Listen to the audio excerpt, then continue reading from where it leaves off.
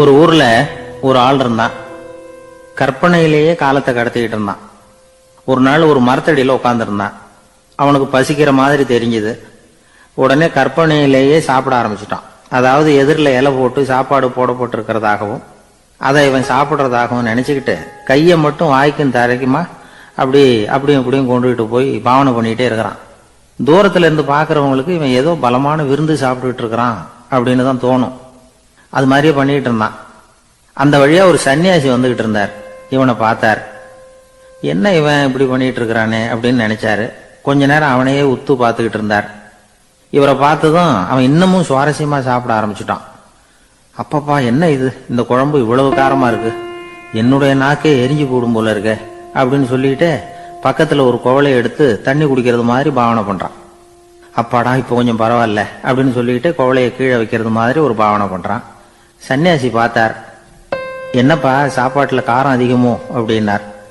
ஆமா சுவாமி, ஞாபகம் மறதியில் கொஞ்சம் மிளகாய் அதிகமா சேர்த்துக்கிட்டேன் அப்படின்னா. சரி சாப்பிடு அப்படின்னு சொல்லிட்டார். அவன் சாப்பிட்டு முடிக்கிற வரைக்கும் பொறுமையா உட்காந்துருந்தார். அவன் அப்பாடா அப்படின்னு சொல்லிட்டு மறுபடியும் தண்ணியை எடுத்து குடிச்சான். எல்லாம் கற்பனையிலேயே. அதுக்கப்புறம் சன்னியாசி பேச ஆரம்பிச்சார். இதை பாருப்பா, உன்னுடைய கற்பனையை நான் மெச்சுறேன். இருந்தாலும் உன் சாப்பாட்டுல ஒரு இனிப்பையும் வச்சிருக்கலாமே, ஏன் மிளகாய அளவுக்கு அதிகமா போட்டுட்டு அவஸ்தைப்படுறேன் அப்படின்னார். அவன் யோசிக்க ஆரம்பிச்சான். அதுக்கப்புறம் இவர் சொன்னார், இதை பாருப்பா, இனிமேல உன்னுடைய கற்பனையும் உயர்ந்ததாக இருக்கட்டும் அப்படின்னு உபதேசம் பண்ணிவிட்டு போனார். எப்பவும் உயர்வை பத்தியே சிந்திக்கணும். உயர்வு கிடைக்கலன்னா கூட அப்படி சிந்திக்கிறத நிறுத்தப்படாது அப்படிங்கிறார் திருவள்ளுவர். உள்ளுவது எல்லாம் உயர் உள்ளல், மற்ற அது தள்ளினும் தள்ளாமை நீர்த்து. ஊக்கம் இல்லாம உலகத்துல வாழ்ந்து பிரயோஜனம் இல்லை. அதனால உயர்வாகவே சிந்திக்கணும். அது நம்மளை ஊக்கப்படுத்தும். இது பெரிய ஒரு வாக்கு. இந்த உலகத்துல கற்பனையிலேயே வாழ்கிற சில கஞ்சர்களும் உண்டு. அதாவது 2 கஞ்சர்கள், 2 பேரும் பக்கத்து ஊர்ல இருந்தாங்க. பொங்கல் சமயம் ஒரு கஞ்சன் தன்னுடைய மகனை கூப்பிட்டான். இதோ பாருப்பா, பக்கத்து ஊர்ல என்னுடைய நண்பன் ஒருத்தன் இருக்கிறான். அவனுக்கு பொங்கல் பரிசு ஏதாவது கொடுக்கணும். நான் ஒரு 4 ஆட்டுக்குட்டியை தரேன், நீ கொண்டுகிட்டு போய் கொடுத்துட்டு வந்து விடுறியா அப்படின்னு கேட்டான். சரி, நான் புள்ள ஒரு பைய கையில் எடுத்துக்கோன்னா அவன் எடுத்துக்கிட்டான். இந்த ஆட்டுக்குட்டி பிடிச்சிக்கோ அப்படின்னு சொல்லி ஒவ்வொன்னா போடுறேன் பார் அப்படின்னு சொல்லிட்டு 1 2 3 4 அப்படின்னு எண்ணிக்கிட்டே வெறும் சைகையாலேயே ஆட்டுக்குட்டியை பிடிச்சி போடுறது மாதிரி பாவனை பண்ணிட்டு இருக்கிறான். அவன் பிள்ளையும் அது ரொம்ப அக்கறையா வாங்கிக்கிறது மாதிரி வாங்கிட்டு அந்த பைய தூக்கிட்டு அடுத்த ஊருக்கு போறான். இவன் அங்க போய் சேர்ந்த நேரத்துல அந்த கஞ்சன் ஊர்ல இல்ல, எங்கேயோ வெளியில போயிருக்கிறான். அவனோட புள்ள மட்டும்தான் வீட்டுல இருந்தான். இவன் அவன்கிட்ட, இதை பாரு, எங்க அப்பா உங்க அப்பாவுக்கு ஆட்டுக்குட்டி கொடுத்து அனுப்பியிருக்கிறாரு, குடிச்சுக்கோ அப்படின்னு சொல்லி பாவனையிலேயே ஒவ்வொன்னா எடுத்து அவன்கிட்ட கொடுத்துட்டான். அவனும் வாங்கிட்டான் வாங்கறது மாதிரி. அப்புறம் சொன்னான், சரிப்பா, நானும் பதிலுக்கு ஏதாவது ஒன்னுகிட்ட கொடுக்கணும் இல்லையா, அதனால அந்த பைய புடி, ஒரு 10 எலுமிச்சம்பழம் தரேன், பதிலுக்கு அதை நீ எடுத்துட்டு போ அப்படின்னு சொல்லி கையாலேயே ஒவ்வொன்னா எடுத்து போடுறது மாதிரி பாவனை பண்ணிவிட்டான். அவனும் ரொம்ப நன்றி அப்படின்னு சொல்லிவிட்டு அதை வாங்கிட்டு போயிட்டான். கொஞ்ச நேரம் கழிச்சு வெளியில போயிருந்த அப்பங்காரன் திரும்பி வந்தான். புள்ள சொன்னான், அப்பா, உன்னோட நண்பர் அவருடைய மகன் மூலமா உனக்கு 6 ஆட்டுக்குட்டி கொடுத்து அனுப்பியிருந்தார். நானும் பதிலுக்கு ஒரு 10 எலுமிச்சம்பழம் கொடுத்து அனுப்பியிருக்கிறேன் அப்படின்னா. எப்படிடா கொடுத்தேன்னு கேட்டார் அப்பா. இப்படிதான் கொடுத்தேன்னு சொல்லி சைகையிலேயே காட்டினான். இதை பார்த்ததும் அப்பங்காரனுக்கு பயங்கரமா கோவம் வந்துட்டுது. பலார்னு அரைஞ்சுட்டான் பையனு. ஏன்பா அரைஞ்ச? 10 எலுமிச்சம்பழம் கொடுத்துட்டேனே அப்படிங்கிறதுக்காகவா அப்படின்னு கேட்டான். அது கூட பரவாயில்ல, நீ காட்டுற சைகையை பார்த்தா ஆரஞ்சு பழம் சைஸுக்கு இருக்குதே, அவ்வளவு பெருசா ஏன் கொடுத்த? அதுதான் எனக்கு கோபம் அப்படின்னா.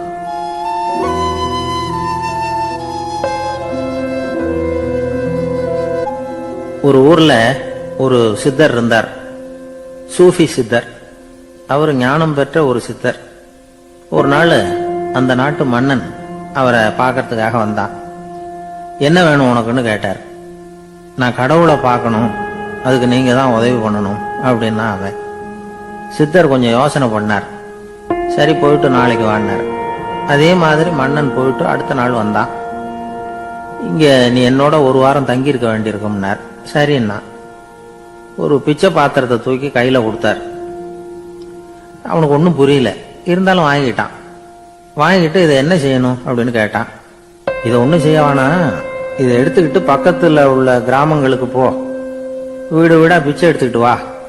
அப்படி வந்த பிறகுதான் உனக்கு சாப்பாடும் ஓய்வும் கிடைக்கும். ஒரு வாரம் இப்படி செய், அதுக்கப்புறம் 8வது நாள் நாம கடவுளை பத்தி யோசிக்கலாம் அப்படின்னார். இப்படி ஒரு சொன்னதை கேட்டதும் அந்த அரசனுக்கு அதிர்ச்சி ஆயிட்டுது. ஒரு மாதிரி ஆயிட்டான். தன்னுடைய சொந்த நாட்டுல சொந்த குடிமக்கள் கிட்ட போய் பிச்சை எடுக்கிறதா அப்படின்னு யோசனை பண்ணி பார்த்தான். அதுக்கப்புறம் மெதுவா அவன் அந்த சித்தரை பார்த்தான். ஐயா, சொந்த நாட்டிலேயே பிச்சை எடுக்கிறதுன்னா எனக்கு ஒரு மாதிரியா இருக்கு, வெக்கமா இருக்கு.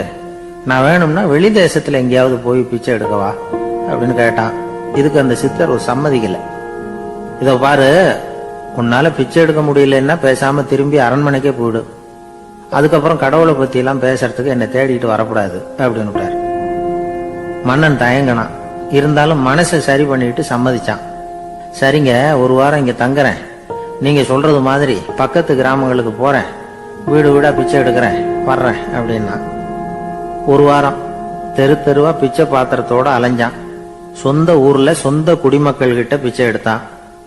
7 நாள் முடிஞ்சது. 8வது நாள் அந்த சித்தர் மன்னனை கூப்பிட்டார். இப்படி வாழ்னார். வந்தான். இனிமே நீ கடவுளை பத்தி என்கிட்ட கேட்கலாம்னார். இனிமே கேட்கறதுக்கு ஒண்ணுமே இல்லை சுவாமின்னா இவன். ஒரு வார காலம் பிச்சை எடுத்த பிறகுதான் கடவுளை காண முடியும் அப்படின்னு நான் கனவு கூட காணவில்லைன்னா. அப்படின்னா நீ பிச்சை எடுத்த காலத்துல அப்படி என்னதான் நடந்தது அப்படின்னு கேட்டார் அவரு. சுவாமி, ஒரு வார காலம் பிச்சை எடுத்ததுல என்னுடைய ஆணவம் அழிஞ்சுட்டுது. அது இப்ப இருக்கிற இடமே தெரியல. இப்ப அதை காணவே காணோம். பிச்சைக்காரனா இருந்தப்போ பெற்றதை மன்னனாக இருக்கும் போது பெற முடியாதுங்கிறத புரிஞ்சுக்கிட்டேன் அப்படின்னா மன்னன். அடக்கம் பிறந்தவுடன் தெய்வீக கதவுகள் திறந்து கொள்கின்றன அப்படிங்கிறார் ஓஷம்.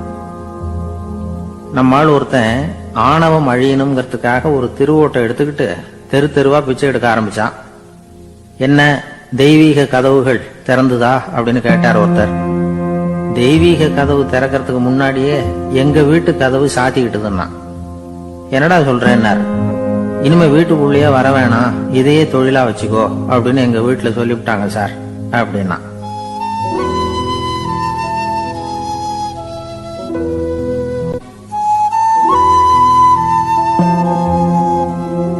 ஒரு பள்ளிக்கூடம் வகுப்பு நடந்துகிட்டு இருக்கு.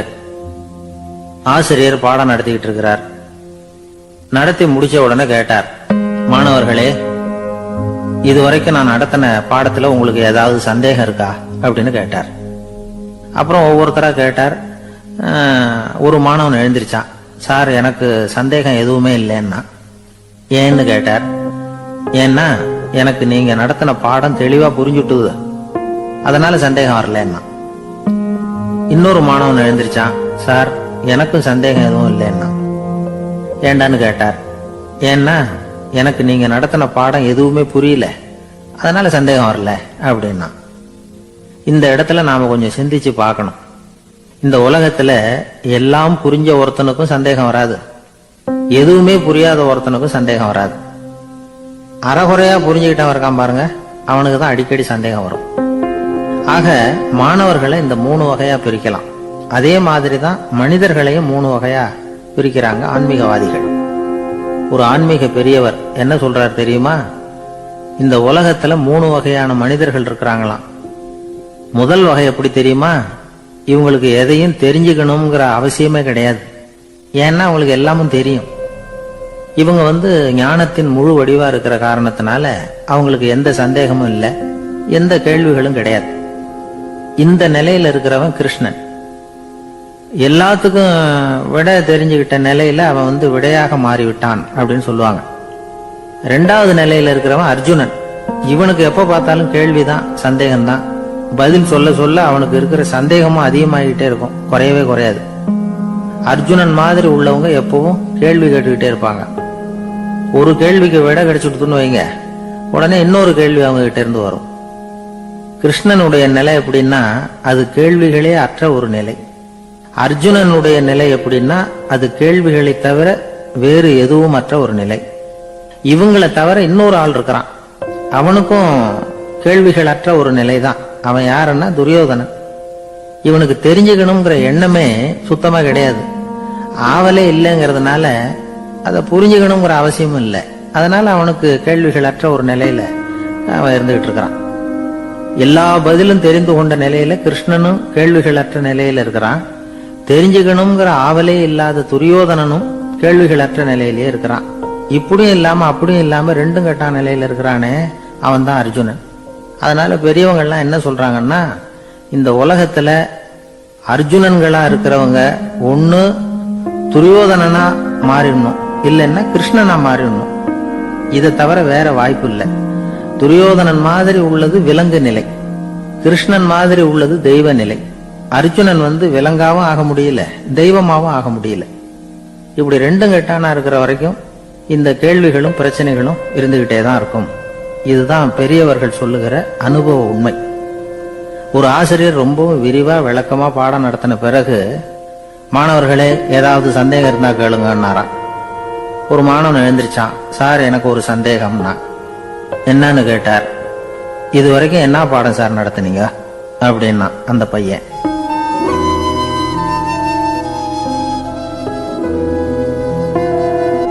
ஒரு ஊர்ல ஒரு மன்னர் இருந்தார். ஒரு நாள் அவருடைய அரசவைக்கு ஒரு ஓவியன் வந்தான். அவன் சீனா தேசத்திலிருந்து வந்தவன், தாவோ சிந்தனையாளன்.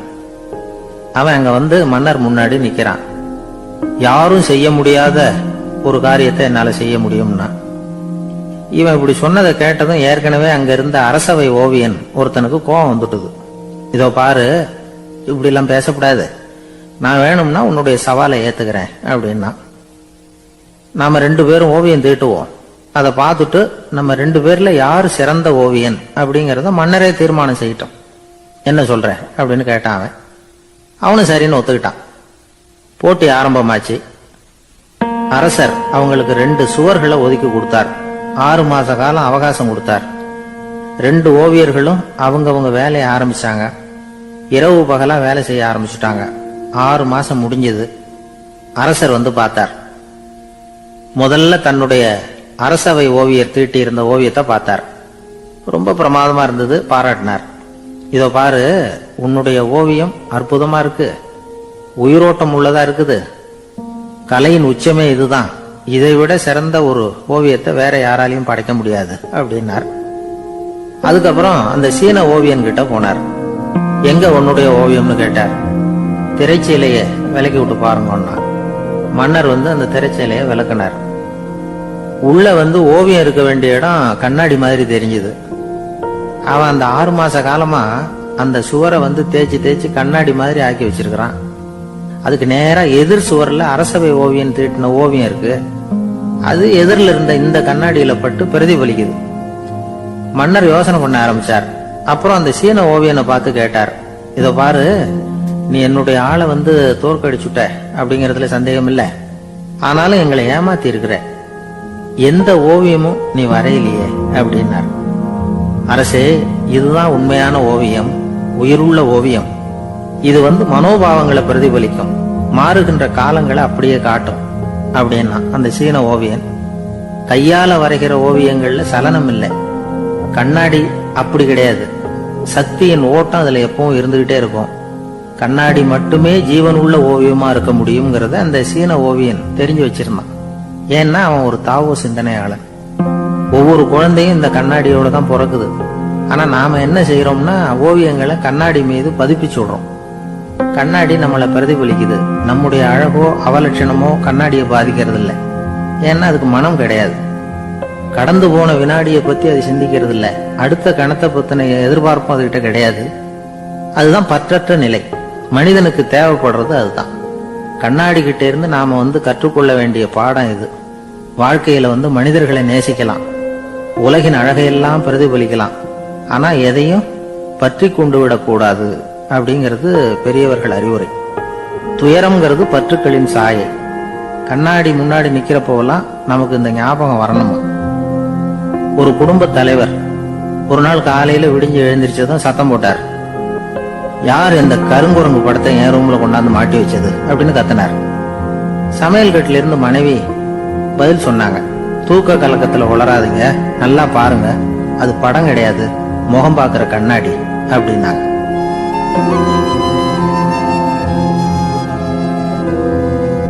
ஒரு ஆளு வேகமா நடந்து போய்கிட்டு இருந்தான். அவன் வேகமா நடக்கிறதுக்கு காரணம் வெயில் காலம், காலில் செருப்பு இல்லை, மணல் பாதை, அதுதான் வேகம். காலில் செருப்பும் இல்லாம கையில கொடையும் இல்லாம அந்த ஆளு வெயில்ல நடந்து போய்கிட்டு இருக்கிறான். அந்த சமயத்துல இன்னொருத்தன் குதிரை மேல ஏறி அந்த வழியா வந்துகிட்டு இருக்கிறான். அவன் காலில் செருப்பும் இருந்தது, கையில கொடையும் இருந்தது. நடந்து போய்கிட்டு இருந்தவன் அந்த குதிரை ஆசாமியை பார்த்து கேட்டான், ஐயா, நீங்களும் குதிரை மேல உட்காந்துக்கிட்டு போய்கிட்டு இருக்கிறீங்க, அப்படி இருக்கிறப்போ உங்களுக்கு அந்த செருப்பு என்னத்துக்கு? அதை எனக்கு கொடுத்து உதவலாமே அப்படின்னா. குதிரை மேல உட்காந்துருந்தவன் யோசனை பண்ணி பார்த்தான். இவன் சொல்றது நியாயம்தானே அப்படின்னு சொல்லி தன்னுடைய செருப்பை கழட்டி அந்த வழிபோக்கனுக்கு கொடுத்துட்டான். ரொம்ப நல்லதுங்க அப்படின்னு சொல்லி இவன் அதை வாங்கி காலில் மாட்டிக்கிட்டான். அதுக்கப்புறம் மறுபடியும் இவன் ஆரம்பிச்சான், ஐயா, நீங்க குதிரையில போறதுனால போக வேண்டிய இடத்துக்கு வேகமா போய் சேர்ந்துருவீங்க, அதனால உங்க கையில அந்த கொடை என்னத்துக்கு? நான் நடந்து போயிட்டு இருக்கிறவன் ரொம்ப நேரம் நடக்க வேண்டியிருக்கும் இந்த வெயில்ல, அதனால அந்த கொடையையும் எனக்கு கொடுங்களேன் அப்படின்னா. குதிரை வீரன் யோசனை பண்ணி பார்த்தான், இதுவும் நியாயம்தானே அப்படின்னு அவனுக்கு தோணுச்சு. உடனே இறக்கப்பட்டு தன் காலில் இருந்த செருப்பை கொடுத்தது மாதிரியே தன் கையில் இருந்த கொடையையும் இவங்கிட்ட கொடுத்துட்டான். அதுக்கப்புறம் அவன் நிம்மதியா புறப்பட்டான். இப்ப மறுபடியும் கை தட்டி அவனை நிறுத்தினான். கீழே நின்றுட்டு இருந்தவன், என்னப்பா, ஏன் என்ன நிறுத்தின? இன்னும் ஏதாவது வேணுமா உனக்கு அப்படின்னா குதிரையில இருந்தவன். இவன் மெதுவா வாயை திறந்து அந்த குதிரையையும் என்கிட்ட கொடுத்துருங்களேன்னா. அந்த குதிரை வீரன் இப்போ ஒரு கணம் யோசனை பண்ணி பார்த்தான். உடனே என்ன பண்ணான் தெரியுமா? தன்கிட்ட இருந்த குதிரை சவுக்கை எடுத்தான். குதிரை சவுக்கால அந்த ஆளை வாங்குவாங்கன்னு வீசி தள்ளிவிட்டான். இவ்வளவு சவுக்கடியும் வாங்கிட்டு இந்த ஆள் என்ன பண்ணான் தெரியுமா? சிரிக்கிறான். அடி வாங்கிட்டு யாராவது சிரிப்பாங்களா? குதிரை வீரனுக்கு ஒன்றும் புரியல. என்னப்பா அது, ஏன் இப்படி அடி வாங்கிட்டு இப்படி சிரிக்கிறியே அப்படின்னு கேட்டான். இப்ப அந்த வழிபோக்கன் சொல்றான், ஐயா, நான் இப்படி சிரிக்கிறதுக்கு காரணம் இருக்கு. இப்படி குதிரை கேட்டு உங்ககிட்ட அடி வாங்கலைன்னு வச்சுக்கோங்க, என் உயிர் உள்ள வரைக்கும் மனசுல ஒரு தவிப்பு இருந்துகிட்டே இருக்கும். செருப்பையும் கொடையையும் கேட்ட உடனே கொடுத்தவன் குதிரையையும் கேட்டிருந்தா கொடுத்துருப்பானோ அப்படிங்கிற பேராசையில ஏங்கிக்கிட்டே இருந்திருப்பேன். இப்ப உங்ககிட்ட அடி வாங்கின பிறகு என்னுடைய அந்த சந்தேகம் தீர்ந்து போச்சு. என்னுடைய ஆசைக்கு எல்லை எது அப்படிங்கறத எனக்கு புரிஞ்சுட்டுது அப்படின்னு சொல்லிவிட்டு அவன் நடக்க ஆரம்பிச்சுட்டானான். ஆசைக்கும் எல்லை உண்டு அப்படிங்கிறத விளக்கறதுக்காக வாரியார் சுவாமிகள் சொல்ற கதை இது. இந்த காலத்திலயும் ஒருத்தன் அது மாதிரி கொடை செருப்போட குதிரையில போய்கிட்டு இருந்தான். எதிரில் நடந்து வந்தவன், ஐயா, உங்க கொடையை எனக்கு கொடுங்களேன்னு கேட்டான். உடனே அவன் குதிரையிலிருந்து கீழே குதிச்சு அவனை சாட்டையால் அடிக்க ஆரம்பிச்சுட்டான். இன்னொருத்தர் அந்த வழியா வந்தவர் இதை பார்த்தார். ஏன்பா, அவன் கேட்டான், உன்னால முடியலன்னா இல்லைன்னு சொல்லிட வேண்டியது தானே, அதுக்காக ஏன் இப்படி அவனை போட்டு அடிக்கிறேன்னு கேட்டார். உங்களுக்கு விவரம் புரியாது சார், காலம் ரொம்ப கெட்டு போச்சு. கேட்டதை கொடுத்தேன்னு வச்சுக்கோங்க, இந்த குதிரையே என்னோடது, அவன் திருடிக்கிட்டு போறான் அப்படின்னு என் பேர்ல புகார் கொடுக்க ஆரம்பிச்சிருவான் சார் அப்படின்னா. அது எப்படி அவ்வளவு உறுதியா சொல்றேன்னு கேட்டார் அவரு. ஏற்கனவே அது மாதிரி ஒருத்தன் பேர்ல புகார் கொடுத்துட்டு தான் இந்த குதிரையை நான் தள்ளிட்டு வந்துகிட்டு இருக்கிறேன் அப்படின்னா. ஒரு காட்டுல ஒரு நரி இருந்தது. ஒரு நாள் காலை நேரம் அது தன்னுடைய இருப்பிடத்துல இருந்து வெளியில வந்தது. கொஞ்ச தூரம் நடந்து வந்தது. அப்பதான் அது தன்னோட நிழலை கவனிச்சு பார்த்தது. பார்த்தா அது ரொம்ப நீளமா பெருசா இருக்குது. காலை நேரத்துல நிழல் அப்படித்தானே இருக்கும். ஆனா அந்த நரிக்கு அந்த விஷயம் தெரியல. தன்னுடைய நீண்ட பெரிய நிழலை பார்த்து ஆச்சரியப்பட்டது. ஆஹா, நாம இவ்வளவு பெருசாவா இருக்கிறோம் அப்படின்னா என்னுடைய காலை சாப்பாட்டுக்கு ஒரு யானை இல்லைன்னா ஒரு ஒட்டகம் கிடைச்சாதான் சரியா இருக்கும் போல இருக்கு அப்படின்னு முடிவு பண்ணிட்டு உடனே ஒரு யானை அல்லது ஒட்டகத்தை தேடி அலைஞ்சது. எங்க கிடைக்கும்னு கிடைக்கவே இல்லை. மத்தியானம் 12 மணி ஆயிட்டுது. பசியோட அலையுது. இப்ப தன்னோட நிழலை பார்த்தது. அது மத்தியான நிழல் எப்படி இருக்கும், அது ரொம்பவும் குறுகி போய் தெரிஞ்சது.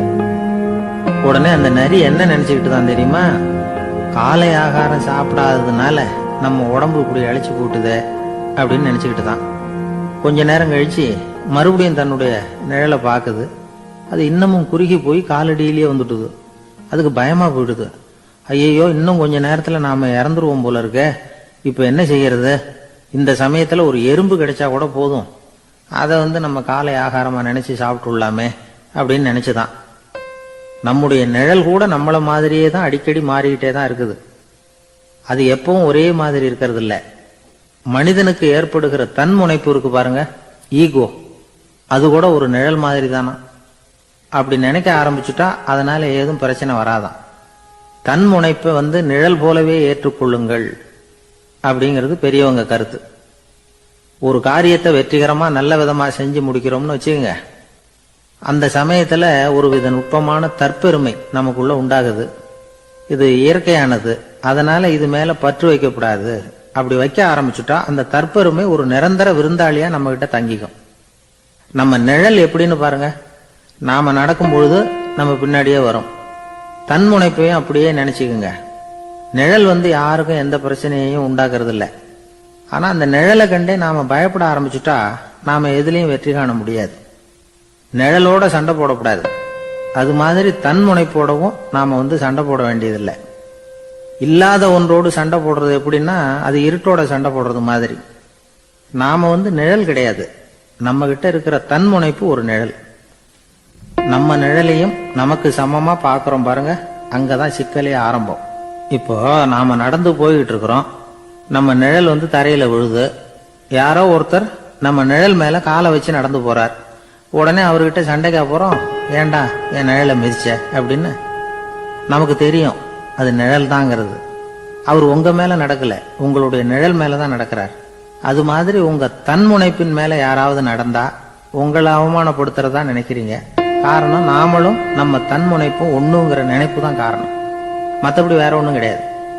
நம்ம நிழல் மேல நடக்கிறவர் நம்மளை காயப்படுத்துறது இல்லை. தன்முனைப்பை வேண்டாத ஒன்னாவும் பார்க்க வேண்டியதில்லை. அது இயற்கை. நிழலை உங்க முன்னாடி வைக்க வேணாம், அது உங்க பின்னாடியே இருக்கட்டும். நிழலின் நிழலாகி விடாதீர்கள், நீங்கள் நீங்களாகவே இருங்கள். இதுதான் சான்றோர் சிந்தனை. ஒரு பேருந்துல ஒரே நெரிசல். ஒருத்தர் பக்கத்துல நின்றுகிட்டு இருந்தவர்கிட்ட ரொம்ப பணிவா விசாரிச்சார், ஏன் சார் நீங்க ஏதாவது பெரிய உத்தியோகத்துல இருக்கிறீங்களா அப்படின்னாரு. அப்படிலாம் ஒண்ணும் இல்லைங்கன்னாரு அவரு. அப்படின்னா வேற ஏதாவது அரசியல்ல பெரிய பதவியில் இருக்கிறீங்களா அப்படின்னு கேட்டார். அதுவும் இல்லைங்கன்னார். சரி, பணமாவது அதிகமா வச்சிருக்கீங்களா அப்படின்னு கேட்டார். அப்படிலாம் ஒன்றும் கிடையாது சார்னார் அவரு. அப்புறம் எதுக்குடா என் காலை மிதிச்சுக்கிட்டு இருக்கிற, எடுறா காலை அப்படின்னாராம் இவர். ஒரு ரயில் வேகமா போயிட்டு இருக்கு. அது ஒரு ரயில்வே ஸ்டேஷன்ல கொஞ்ச நேரம் நின்னுது. அப்போ அதுல ஒரு ஆள் ஏறினார். தலையில ஒரு மூட்டையை வச்சிருந்தார். மூட்டையை தலையில சுமந்துக்கிட்டே உள்ள வந்தாரு. மூட்டையை தலையில சுமந்துக்கிட்டே ஒரு இடத்துல உட்கார்ந்தார். ரயில் மறுபடியும் புறப்பட்டது. இவர் தன் தலையில இருந்த மூட்டைய கீழே இறக்கி வைக்கணும்ல, வைக்கல, சுமந்துக்கிட்டே வர்றார். எதிரில் உட்கார்ந்துருந்தவர் கேட்டார், ஏங்க ஏன் இப்படியே உட்கார்ந்துருக்கிறீங்க தலையில மூட்டையை வச்சுக்கிட்டு, மூட்டையை கீழே இறக்கி வைக்கலாமே அப்படின்னார். வேணாங்க, பாவம், தலையில இருக்கிற மூட்டையை இறக்கி ரயில்ல வச்சா ரயிலுக்கு பாரம் அதிகமா இருக்கும் அப்படின்னார் அவரு.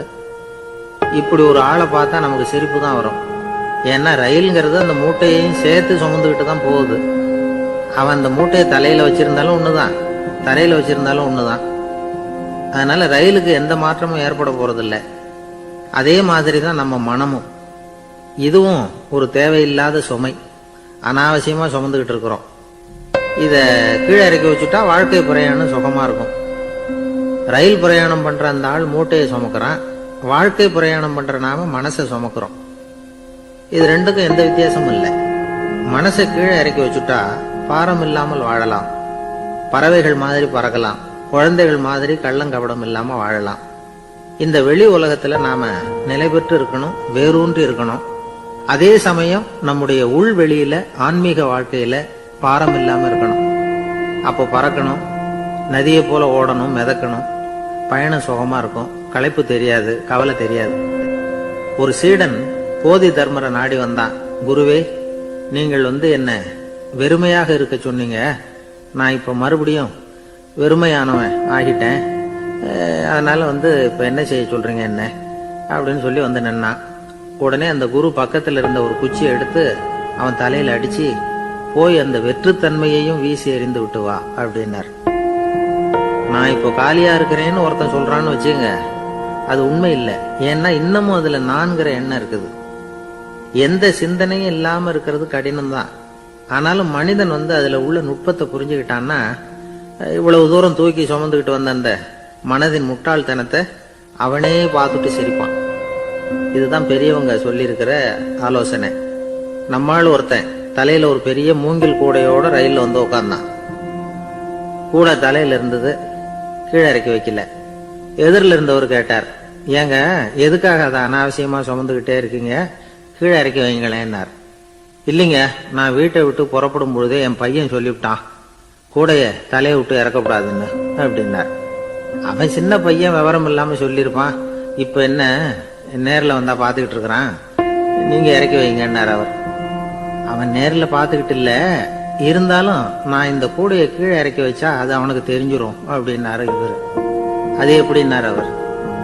அவன் தனக்கு டிக்கெட் வாங்க வேணாம்னு சொல்லி இப்ப இந்த கூடைக்குள்ளதான் உட்கார்ந்துருக்கிறான் அப்படின்னார் இவர். ஒரு ஊர்ல ஒரு மன்னர் இருந்தார். அழகான அரண்மனையில அவர் இருந்தார்.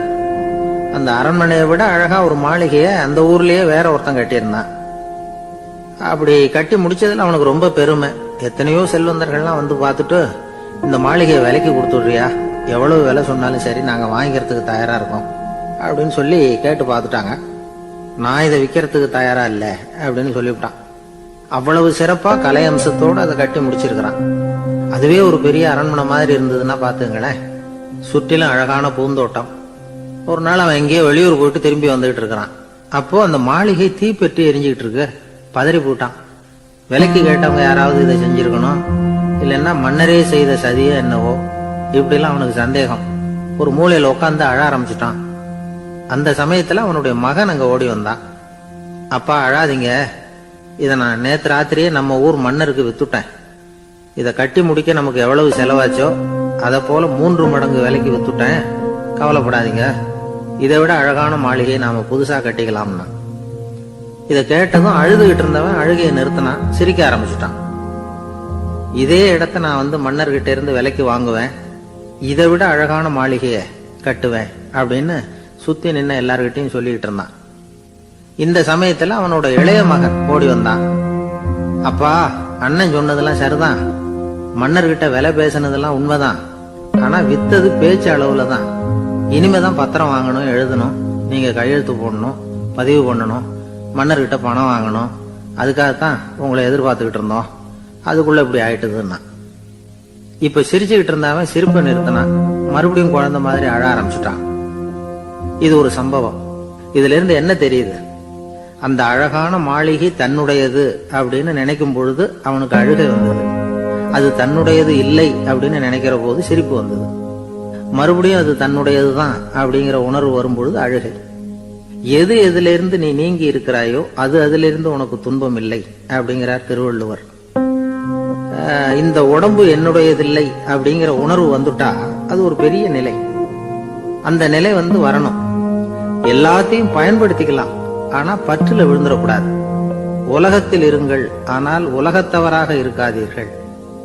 உலகிற்குள் இருங்கள், உலகம் உங்களுக்குள் வந்துவிட அனுமதிக்காதீர்கள். விலகி இருங்கள், விழித்திருங்கள், மௌனமாய் பார்த்திருங்கள் அப்படிங்கிறது சான்றோர் கருத்து. செய்ய வேண்டிய கடமையிலிருந்து விலகி இருக்கிறவர்கள் நம்ம கிட்ட நிறைய பேர் உண்டு. அப்படிப்பட்ட ஒருத்தர் டாக்டர் கிட்ட போனார். டாக்டர், நான் ஒரு கவர்மெண்ட் ஆபீஸ்ல வேலை பார்க்கிறேன், எனக்கு ஒரே அசதியா இருக்கு, என்னை சோதிச்சு பாருங்க, ஆலோசனை சொல்லுங்க ஏதாவதுன்னார்.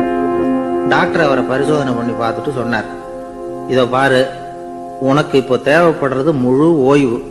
நீ எவ்வளவு சீக்கிரமா ஆபீஸுக்கு போறியோ அவ்வளவுக்கு உனக்கு நல்லது அப்படின்னாராம்.